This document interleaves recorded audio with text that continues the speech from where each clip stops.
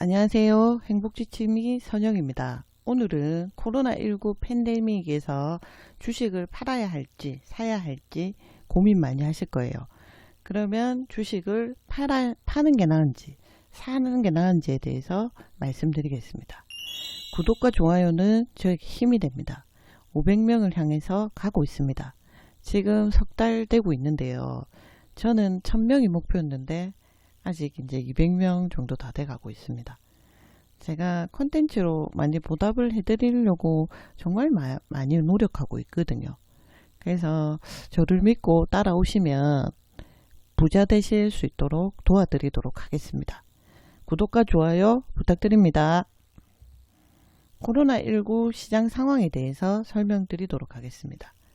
코로나19 쇼크로 지금 시장 전체가 흔들리고 있습니다. 코스피, 다우, 상하이 종합지수 보시다시피 이렇게 등락을 했고요. 그리고 다우, 나스닥, 그 다음에 SP500도 이렇게 등락하는 포인트로 가고 있습니다. 그래서 지금 외국인 투자자들이 다 팔고 나간다고 합니다. 그래서 그러면 난 다 팔고 나가야 되느냐, 아니면 지금 주식을 사야 되느냐 많이 고민되실 겁니다. 그러면 그 고민에 대해서 우리가 좀 더 현명하게 대처할 수 있는 데이터가 있습니다. 과거 전염병 발병 직후의 회복 속도를 한번 보면 전염병과 주가 사이의 상관관계를 발표한 내용입니다. 그래서 이제 1981년 이후에 13건의 대표적인 전염병과 MSCI 세계증권 시장지수를 비교한 거죠. 그래서 2003년도에 사스는 6개월 뒤에 16.05, 2009년도에 신종플루는 27.64, 2014년도에 메리스는 4.76, 2014년도에 에볼라는 4.76, 2016년도에 지카는 2.90 해서 6개월 이후에 회복하거나 우상향 그래프를 그리는 걸 볼 수가 있습니다. 그러면 지금 코로나 같은 경우에도 전염병이고 이게 회복하면 얼마 만에 회복할 수 있느냐. 과거의 전염병 발병을 보면 6개월 이후에 회복하거나 우상향 한다는 걸 알 수가 있죠. 그러면 외국인이 팔고 나가든 그 기관 투자자들이 사서 들어오고 팔고 나가든 그건 중요하지가 않습니다.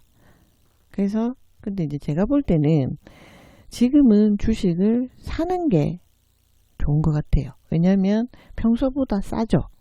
내가 비싸서 사지 못한 주식들을 보시면 제가 살 수 있는 수준쯤에 와 있을 거예요. 그리고 지켜보던 주식들이 있으면 지금 조금씩 분할 매수, 그리고 이제 여러 가지 지수들을 내용들을 보시고 등락폭을 보시고 사시는 쪽으로 가시는 게 맞지 않나 하는 생각이 들고요. 그러면 위기를 기회로 만들 수가 있습니다. 만약 본 주식이 없다, 내가 살려고 했던 주식들이 없다라고 하시면 비메모리주나 2차전지나 원유나 코스피 관련 주 등에 대해서 공부를 한 후에 투자를 해보시는 것도 방법이죠. 근데 반드시 어떤 재테크 상품이든 공부를 하셔서 투자를 하셔야 됩니다. 지인들이 이런 게 좋지 않느냐, 저런 게 좋지 않느냐 라고 하면 그 지인들 말만 듣고 투자하시면 절대 안 됩니다. 실패합니다. 그게 어떤 재테크 상품이든 다 마찬가지입니다. 그러면 내가 주식을 살 때 어떤 면을 봐야 되느냐, 경영진의 자질, 철학, 도덕성. 제가 예전에 P2P 할 때도 얘기했을 거예요. 경영진의 자질이나 철학이나 도덕성 중요하다고. 경영진이 우리가 주식을 사면 지주가 되죠. 그 지주를 대하는 태도, 그리고 대하는 모습들은 중요합니다. 그리고 회사의 성장성, 그리고 영업보고서를 보면 매출액이나 부채 비율이나 성장률이나 배당이나 핵심 자산, 기술력, 브랜딩 뭐 이런 부분들에 대해서 판단을 할 수가 있습니다. 회사의 경쟁력이나 회사의 전략 이런 것들을 다 종합해 가지고 이 회사는 경영진의 철학이나 자질이나 이런 것들이 마음에 들고 도덕적인 회사들이 장기적으로 봤을 때는 성공을 하죠. 그래서 이제 회사의 성장성이 점점 커질 수 있을 것 같다라는 판단이 되면 그게 외국인이 사서 팔고 나가든 기관 투자자가 사서 들어오건 나가서 팔고 나가든 이런 건 안 중요합니다. 왜냐하면 난 기업을 보고 주식을 사는 거기 때문에. 그래서 기업을 보고 주식을 사셔야 돼요. 그러면 기업을 가리는 눈, 보는 눈이 있어야 되겠죠. 그렇게 하려고 하면 이런 부분들에 대한 분석을 해야 됩니다. 그러면 분석을 하려고 하면 보는 눈이 있어야 되고, 보는 눈이 있으려면 경제신문을 매일 읽으시고, 그리고 애널리스트들이 올리는 산업 리포트를 거의 매일 보셔야 됩니다. 그렇게 하시면 이제 요거를 보는 눈들이 생기죠.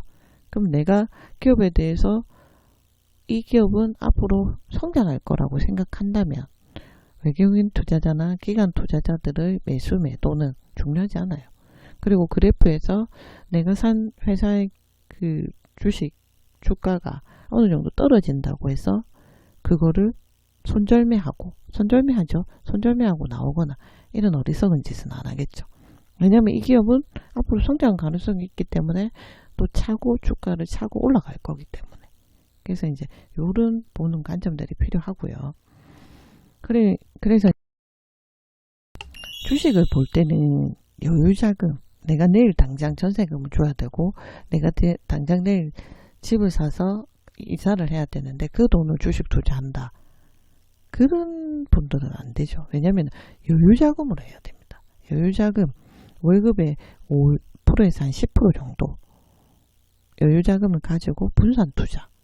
내가 삼성전자 주식을 항상 평소에 보고 있었어요.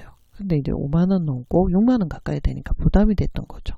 근데 지금 저번주 금요일날 47,500원까지 떨어졌다가 막판에 이제 반등을 소폭 반복하면서 49,500원에 됐죠.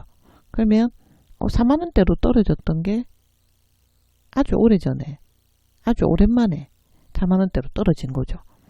그러면 내가 그 주식을 계속 보고 있던 주식이었고 살려고 했던 주식인데 가격이 5만원대 넘어서 부담되고, 그리고 오를 수 있는 폭이 제한돼서 내가 그걸 못 사고 있었다고 하면, 그러면 내가 포트폴리오 중에 30% 정도를 주식에 투자를 할 건데, 내 자산 중에 30%를 투자를 할 건데 그 30%를 다 삼성전자에 사면 안 되죠.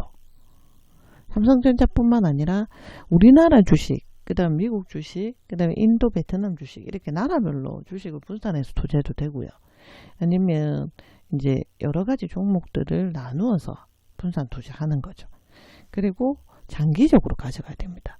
단기적으로 내가 가져가고, 그리고 내가 단기적으로 가져간다는 건 투기입니다.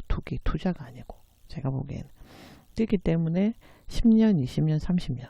그러니까 우리가 노후 준비를 할 때 연금을 가지고 많이 준비를 하시잖아요. 연금에서 미국에 보면 401k라는 제도가 있습니다. 강제성이 부여되는, 그러니까 의무적인 건 아닌데 월급의 한 5에서 10% 정도를, 그러니까 정년할 때까지 계속 투자를 합니다. 그래서 보통 이제 주식은 미국에서는 이렇게 오픈 말을 하는데, 비밀번호를 잃어버려서 안에 들어가서 주식을 안 보는 사람이 돈을 번다고. 그러니까 상장 폐지하지 않는 회사를 고르지 않는 한은 20, 30년 있다가 그 주식이 안 오르는 주식은 없다고. 주가가. 그러니까 내가 회사만 잘 고르면 10년, 20년, 30년 복리 효과는 톡톡히 본다고. 이런 말을 많이 하거든요. 그래서 제가 볼 때 노후 준비로 주식을 월급의 50% 정도를 분산 투자해서 장기적으로 가져가는 것도 노후 준비에 좋은 방법 중에 하나라고 생각이 들고요. 그리고 지금 주식을 살 때도 이런 마인드로 사야 된다라고 저는 생각하고요. 그리고 주식을 사는 데에 기업에 대한 공부는 당연합니다. 우리가 주식을 사는 게 아니고 그 기업의 가치를 사는 겁니다. 그렇기 때문에 그 기업과 동업한다는 마인드로 사시면 돼요. 내가 1억을 투자해서 그 기업에 창업을 해요. 그리고 그 기업과 손을 잡아요. 그러면 우리가 그 기업을 그냥 쉽게 지인들 말만 듣고 그 1억을 투자하실 거예요? 안 하실 거잖아요. 그런데 이게 10만원이고 20만원이라고 해서 작은 금액이라고 해서 똑같은 마인드로 안 하면 저는 안 된다는 주죠. 기업의 가치를 보고 투자를 하면 아까 말한 것처럼 외국인 투자나 기관 투자자들의 매수 매도 타임은 안 중요하죠. 왜냐하면 그 기업의 가치를 안 믿고 있기 때문에. 그래서 주식에 실패를 많이 했다고 하면 펀드로 투자를 하는 것도 하나의 방법이죠. 펀드가 이제 글로벌 펀드라고 해서 여러 가지에 나누어서 분산해서 투자를 할 수 있도록 포트폴리오를 가지고 있는 펀드들이 많죠. 그런데 투자를 하시면 되고요. 그리고 마켓 타이밍을 맞추려고 노력하시면 안 됩니다. 마켓 타이밍이 뭐냐면 우리 주식 전문가들이 언제 사고 언제 파세요 라고 말하는 게 마켓 타이밍이죠. 언제 되면 손절매 하세요. 언제 되면 들어가서 사고 언제 되면 들어가서 파세요. 근데 사실 그거를 누가 알 수가 있겠습니까? 그 사람들이 전문가라고 하지만 저는 그거를 알 수 있게 분석한다는 것 자체가 좀 그런 것 같아요. 그래서 마켓 타이밍에 맞추려고 노력하는 게 아니고 기업에 대해서 좀 더 연구하고 이 기업의 주식을 내가 매수를 해서 샀을 때 이 회사가 10년, 20년, 30년 이후에 성장 가능성은 얼마나 되고 이 회사가 얼만큼 성장해 나갈 수 있고 신뢰할 수 있는 경영진으로 분포되어 있고 자질이 되고 철학을 가지고 있는지, 그리고 매출액은 얼마나 되고 배당은 어떻게 하고 이 회사가 갖고 있는 자산 분포도는 어떻게 되는지, 그게 더 중요하다고 저는 생각하거든요. 그래서 그거를 여유자금으로 분산 투자해서 장기적으로 가져간다면 주식은 되게 좋은 재테크 상품이라고 저는 생각합니다. 그래서 요렇게 관점만 가지고 주식을 투자한다면 부자가 되는데 중요한 재테크 상품으로 자리 잡을 수 있는 방법 중에 하나라고 생각을 합니다. 오늘은 코로나 상태에서 주식을 사야 될지 팔아야 될지에 대해서 제가 설명을 드렸어요. 저는 뭐 한마디로 얘기하면 지금은 기회라고 생각합니다. 그래서 평소에 봐두었던 주식들, 그리고 비싸서 못 샀던 주식들을 상황을 보시고 분할 매수해서 사놓으신 다음에 아까 말했던 전염병과 주가의 상관관계를 보시고 기다리시는 거죠. 그리고 그거보다 내가 원하는 것만큼 안 올라가면 또 기다리시는 거예요. 기다리시고 그리고 장기적으로 가져가시면 또 좋겠다. 조금씩 월급의 5에서 10% 정도를 사서 분산 투자해서 장기적으로 10년, 20년, 30년 복리 효과를 누리시면 더 좋겠다는 생각이 들고요.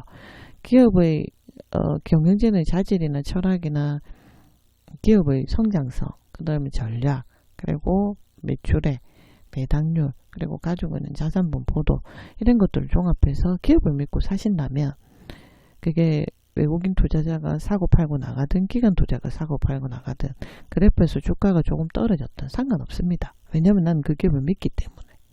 그래서 그런 식으로 주식 투자하시기를 바라고요. 구독과 좋아요는 저에게 힘이 됩니다. 여러분들 좀 잘 부탁드리고요. 많이 부자가 되실 수 있도록 많은 좋은 컨텐츠로 다가갈 수 있도록 하겠습니다. 구독과 좋아요 부탁드립니다. 감사합니다.